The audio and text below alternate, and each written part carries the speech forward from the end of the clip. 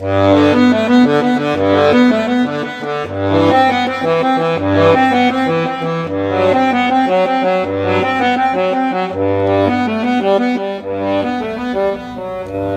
da Ruña, dedicado aos fillos e fillas da Ruña, un lugar que non só é un lugar, senón tamén un sentimento.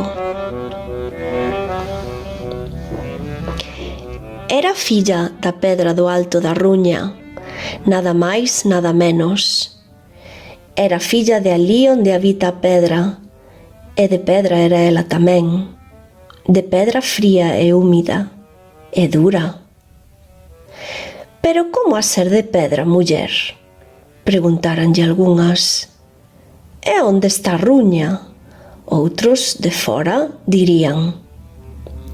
A Ruña queda ali no alto, alto do monte, máis alto aínda que a Moa, diría ela orgullosa. Era filla de alí, dun deses lugares intactos de miles de anos, de miles de lúas, de miles de historias. Era a súa unha historia que ben merecía ser contada. Hai moitos anos, non se sabe ben cantos, había unhas xentes tranquilas e ufanas. Vivían na Ruña, nas terras altas da Costa da Morte, no monte de rochas espidas que locen as marcas que a auga nelas labrou e o xeo, antes ca ela, deixou. Onde tamén o sol se pousaba nos días en que a chuvia o deixaba. Neses días de xuño en que o sol sentía preguiza de morrer. Eses días de antano en que o xeo deixara na pedra fantasmas, formas fortes e a un tempo indefensas como esquifes no medio do mar. O xeo marchara había tempo e a pedra non se decatara. Seguía lembrando os días en que foran amantes e ela estivera vestida del e el dela. Amado, lembras aquel frío amable que nos xuntara? Dicía ela. Pero el xa marchara. O amado era xordo, pensaba. Xordo ou ben mudo mudara. No niño das mans da rocha nacera esa nena. Mariquiña a chamaban, a filla da pedra. Amado, a filla é de pedra, mais non de xeo. A el tirar non tiraba. Pero xeo era xordo, pensaba. Mariquiña, amiga dos grilos, amiga da auga do río, daquel río Xallas, e tamén do parrulo que nel se bañaba. Mariquiña, feita de pureza e alegría ela, e que pese a ser pedra, sabía voar.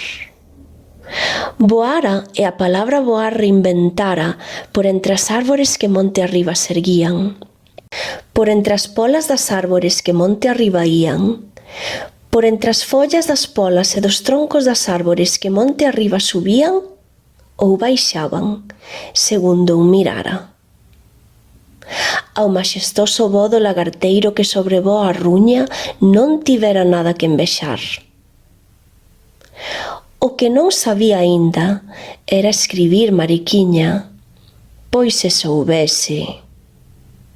Se soubese, ben había escribir un poema, ou quizáis centos deles, que aínda con faltas de ortografía se cadra, falaría de todo o que os seus ollos vían, da inmensa beleza da Ruña onde ela vivía, daquelas fecundas valgadas por onde as augas corrían e onde as bestas tranquilas e libres pastaban, das turbeiras e braña no berce do río, e do lobo pardo agrisado de orellas ergueitas que silencioso asexaba, das fontes, das moitas fontes que a auga tan limpa manan, e os regatos que tamén alimentan de auga ao velliño Xallas, e da lontra, vivaz nadadora que habita na beira do río, e da troita que foxe, que escapa, que vole, que marcha, Falaría tamén das doniñas amigas, porcos bravos, morcegos, dos teixugos, dos mouchos, curuxas, esquíos, que gusto dá velos. E das flores. Estalotes de San Xoán ben ergueitos con racimos de flores rosadas. Que riqueza tan grande, magnífica xoia, tesouro xigante, pensaba. Falaría dos castros e castelos da Ruña, e de Castrelo, Campelo e Loureiro, e xa postos tamén de Cibes, Mundín, Curra e Outeiro, de Bois, de Monteagudo, Fornís, Vilarcobo, Ribeira Torta, Beba, Furiño, Figueira, Pontenova, Gándara e Sande, pequenos lugares a vez que tan grandes. De Enxil de Colúns, Vilar de Colúns e de Xián, da Igrexa de Arcos e ata do cura e do sacristán. Pero pasou que un mal día, un moi malo e nefasto día, o pastor que coas cabras subía avisouna de que uns homes virían a furar a súa nai a memoria do pai. Que dis? Berrou ela asustada. Que dis? A furar a mamá e tamén o meu pai? E por qué? Que mal lles fixeron? A ver. Dis que ven fondo nas pedras da Ruña hai un ouro, un tesouro da cor transparente da auga do río. E que? E queren sacalo e roubalo, ou a cambio de cartos compralo. Pero non pode ser. Pensou na pedra intacta de miles de anos, de miles de lúas, de miles de historias. Coxeu o vello marcado nas súas enrugas, nas súas formas, con gran vitoria. Pensou nas augas do río, no parrulo que nel habitaba e nos campos bañados por lúa ou por sol. Un sol que xa non chegaba ese día ao peito de pronto baleiro da Mariquiña. Amado, a filla de pedra, mais non é de xeo. Tirar non che tira, dixera a pedra, pois sabía que o xeo non sinte e a filla sentía. Sentía aflición, berraba en silencio, choraban as vaguas que a chuvia forte logo afogaba. Amado, a filla de pedra, a pedra lembraba. A pedra é forte e dura, e tamén ela o era. Pararon as vaguas e de pronto a filla calada berrou: «Xamais!». Contra penedos batendo, o seu xordo berro soaba: «Xamais, xamais!».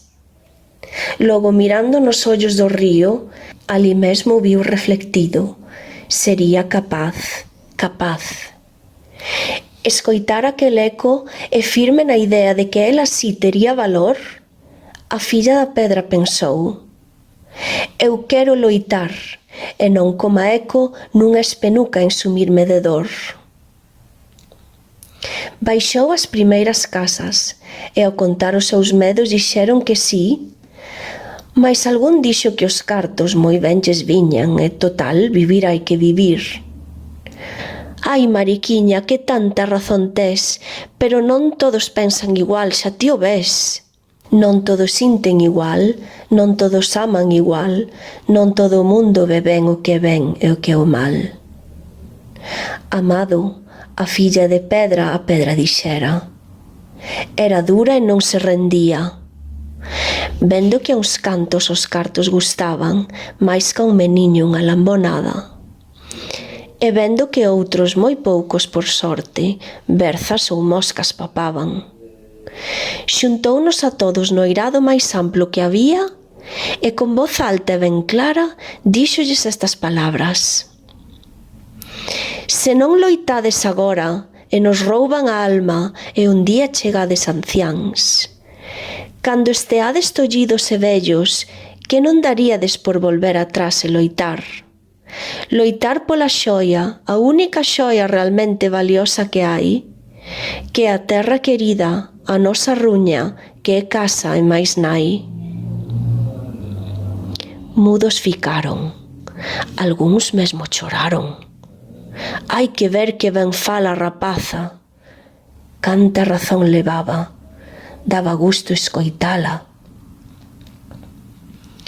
Ao cabo duns días chegaron de fora os homes aqueles todos cheos de razón, altos e fortes algúns, outros a verdade é que non. Aquí non veñades, berraron as xentes da ruña, nin se vos socorra. E logo sacaron machados, fouciños, sachos, enciños, coitelos e ata unha tixola. Roñaron tan alto, que sei que os oíron en onde se adora. Despois avanzaron un paso con cara de besta, de fera, de lobo da ruña, e aqueles homes de fora, asustados, tan grande medo colleron que a ruña xa nunca volveron. Mariquiña era filla de aquí, dun destes lugares intactos de miles de anos, de miles de lúas, de miles de historias. E así foi a súa historia, un conto deste fermoso lugar que de tanto se doce e amable fogar.